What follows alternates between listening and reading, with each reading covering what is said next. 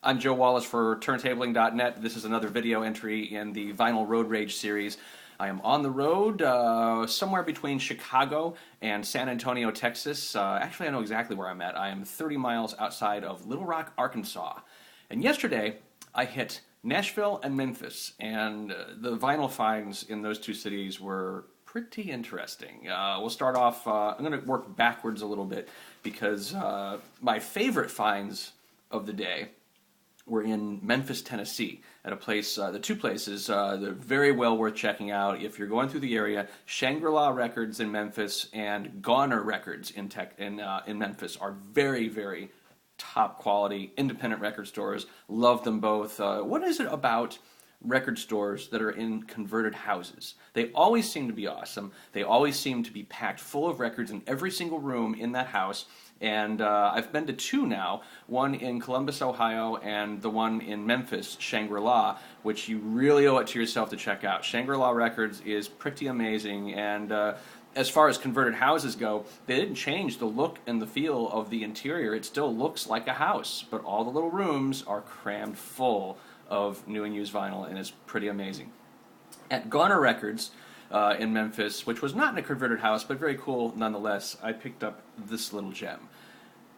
You remember Jimmy Swaggart, the televangelist, Hellfire and Brimstone, former Assemblies of God pastor who really came on strong against everything from homosexuality, which he really didn't like for some strange reason, and he was really against psychology, and he ranted and raved against that devil rock and roll music. Well, one of the reasons Jimmy Swaggart probably ranted so hard against that devil rock and roll music was because he had his own line of records to flog, including this little gem called Flying Missiles, Atomic Bombs, and The Second Coming of Jesus. Jimmy Swaggart, waxing apocalyptic. No offense to any of you true believers out there who do your own thing and don't cram your ideas down other people's throats the way Mr. Swaggart does here, but this nonsense is pretty ridiculous, and wow. Flying missiles, atomic bombs, and the second coming. Enough to scare the bejesus, sorry Jeebus, out of you right quick. And, you know, when you're finding stuff like this, it's always good to have a nice counterpoint. A counterpoint to the fire and brimstone, the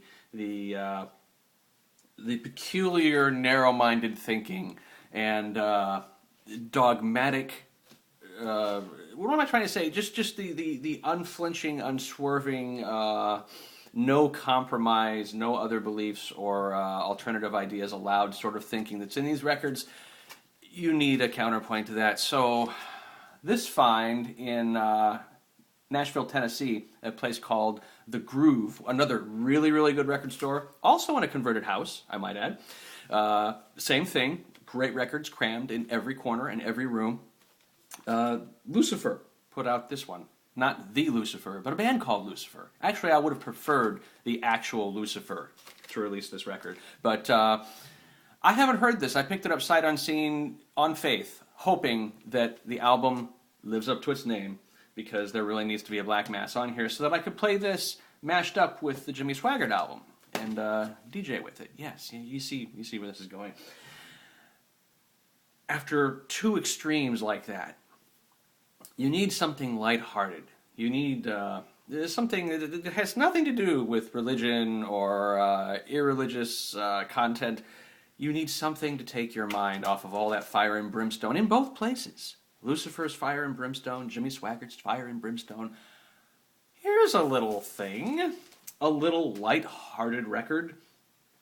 It's soundtrack music from movies that didn't actually have soundtracks, silent movie themes.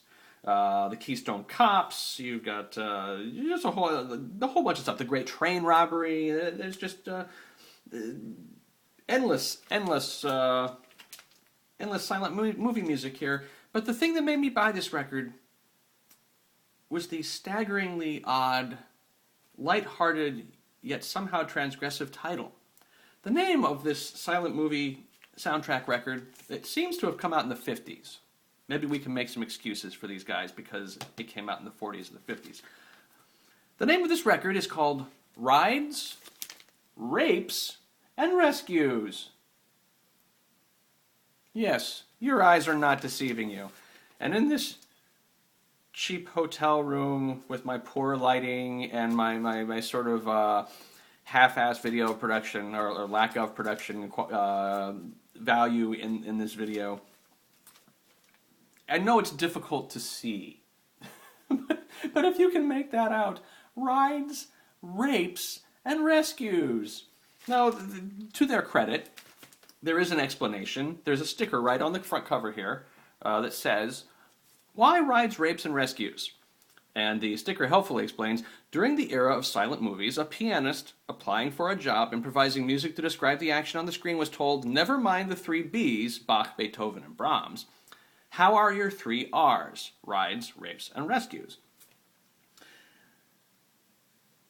In the 21st century, it seems a little out of touch with reality to be lighthearted about the R word. I'm not talking about the ride or the rescue, although it should be pointed out that in UK slang, the word ride connotates sex and not hopping on a train. So if you've read too much Irvin Welsh or you're a real Anglophile, the whole title is just kind of crawly, but Rides, Rapes, and Rescues, the lighthearted silent film soundtrack album, which in itself is a very strange thing, don't you think?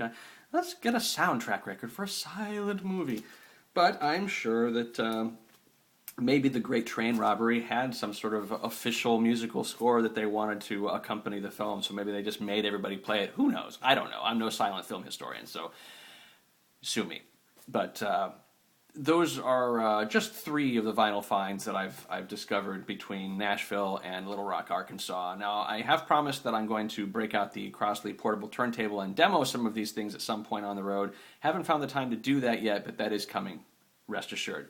But that is all for now. I'm Joe Wallace for turntabling.net. This is another entry in the Vinyl Road Rage series, which you can learn more about at turntabling.net. The series is ongoing through December 21st, and I'll have much more video blogging and blogging on the site in print form, naturally, to come about the indie record shops I've found and the vinyl finds and just general American weirdness. There's a nice little picture gallery at turntabling.net right now, so if you're interested in seeing some of the things that I've shot on the road, it's all there.